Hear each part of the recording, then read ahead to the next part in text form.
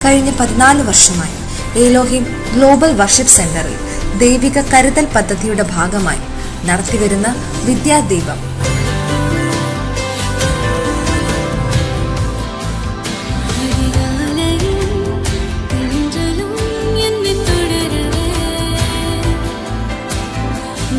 ദൈവഹിതമായ 2025 May മാസം 22 രാവിലെ 10 മണിക്ക് Pathanamthitta Omalloor Kurisumoodu ജംഗ്ഷനിലുള്ള Elohim global worship സെന്ററിൽ വെച്ച് നടത്തും.